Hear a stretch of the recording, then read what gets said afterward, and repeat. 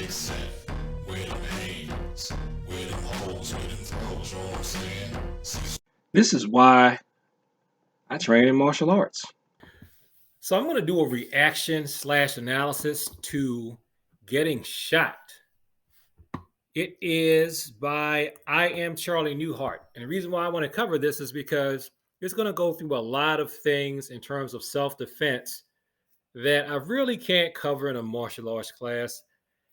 And I'm pretty sure if I try to cover this with the students in a martial arts class, their kids involved, someone may have a problem with me covering this with very young children because I'm sure the kids will be scared.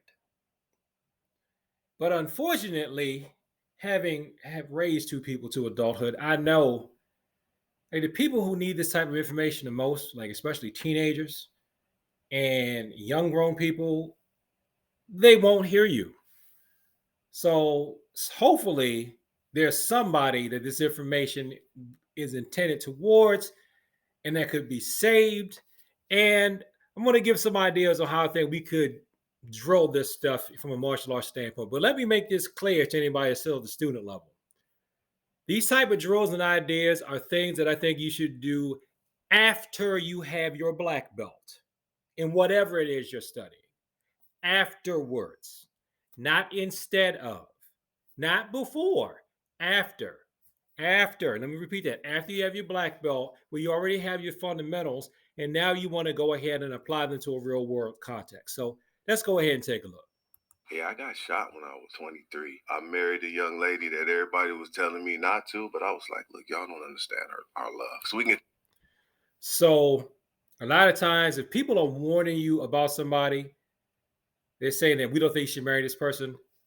If it's not for, I'll say, demographics, like because they fall into a particular group, they're in a particular category. I mean, if they, if you're in one group and it is just because they're in that other group, then yeah, I wouldn't listen to that. But if they're saying it's because of the way the person behaves, this person makes them scared, and it's things that the person has said or done that gives them that sets off their radar about danger. Basically, they say they think the person is dangerous or abusive. Please pay attention to that. That's important. Demographics, not important. Danger, abuse, that type of thing is important. Let's continue. Into a huge argument one day, and the first time I tried to leave, she ran out the house and like hit the windshield with a shovel and like shattered the windshield. Oh, that's pretty bad. Not too long after that, Yeah, that is pretty bad. Even the interview was like, oh, that's pretty bad. Yes, that's pretty bad. If they're showing signs of violence and they're hitting something, they already break your car window, that's most likely a relationship that you should not continue. get into another argument. So I had a pistol on deck at all times, so she wouldn't grab it. Like, you're not gonna leave this time. You're gonna listen to me finish this argument. I was holding our son at the time. Before we even get to that, if you start feeling like you have to, in order to date this person, you have to have a weapon or a pistol in front of you at all times while you're dating this person, it's probably another indicator that you should not be in that relationship. Right? I turn to leave. She shoots me in the forearm. The bullet goes through my forearm and goes across his forehead. I'm looking at my son. His face is bleeding. My arm's bleeding. I set my son down and I look. She's got the gun pointed at my head, bro. Now, when we practice disarms and things like that, do we ever practice them holding a baby or holding anything?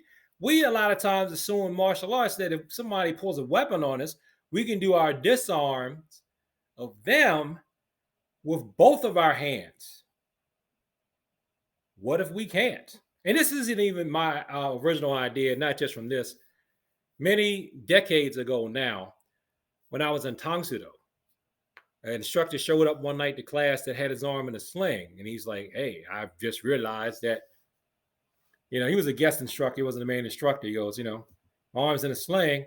And I had to learn how to do my jujitsu techniques in a sling. So let's go through some stuff with just one arm, and we'll pretend that your arm's in a sling. And it made me have to rethink everything. And that was a good lesson. And I still remember that. And I'm sorry, Saboom Nim, I forgot your name. I'm sorry, man. You influenced me, and I can't even remember your name. That's my fault. I'm just terrible like that. And I'm like, okay, I'm ready to leave. All I could do was close my eyes, and all I heard was click. Oh shit. So then she's messing with the gun. The only thing I can think of, like if I try to run, she go shoot me in the back. So I just ran towards her and just turned into a UFC maniac. Wop wop. Yeah, I got shot when I was 20. So his only way out was just to charge her, and it sounds like he still had the baby. So I guess he was holding the baby in one hand and charging her and attacking her with the other. Now you notice he didn't say anything about using any type of wrist locks or anything. He didn't say he tried to do a double leg takedown. He said he turned into a UFC maniac. So I'm assuming he couldn't grab her to do a double leg or anything if he had a baby, or maybe he did. I don't know what he did. I don't know what attacks he used. I don't know if he used punches, kicks, or punches and kicks. I would assume he probably just kept hitting her with one hand while holding the baby with the other. So if he had the baby in this hand, he was probably just doing this as fast as he can and just grabbing her and hitting her and hitting her. And, baby in the other hand.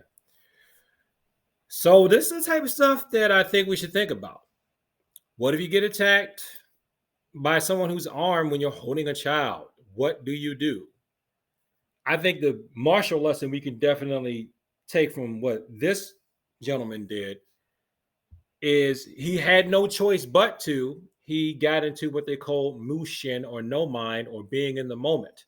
So he just trusted his gut, trusted his will and ability to survive, and he just went for it.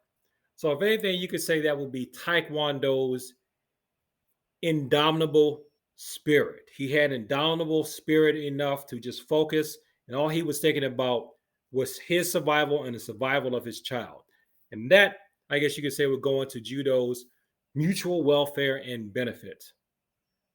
It was a mutual welfare and benefit of him to protect the life of that child at all costs. And he did it with judo's maximum efficiency and minimum effort. And if we go back to Taekwondo tenets, he had Taekwondo's definitely perseverance. So yeah, this is the type of stuff that I think we should think about with our martial arts training. And again, I'm also going to say that I think this type of stuff should take place after you got a black belt, after you know your basics. So that's second nature. Then you can work on integrating that into your life and real life situations. But of course, the best practice, and I'm going to say this should go without saying, the best way to handle these type of situations is honestly to try not to get into them in the first place. And there's no way you can avoid this. I know I have not perfectly avoided every single type of, confrontation that could ever happen in life. I've only gotten good at that and only gotten good at de-escalation with practice, age, wisdom, because I guess you can say time is the best teacher of all types of things. In addition to, of course, God. Bible does say, what fellowship does light have with darkness? So thanks for watching this video. Like, comment, subscribe. Please share with people at the talk about the martial arts. Hopefully I'll remember to link this short in the video, in the description below this video, so you can go back and take a look and study it for yourself. Peace, and as always, thank you for your time. I appreciate it.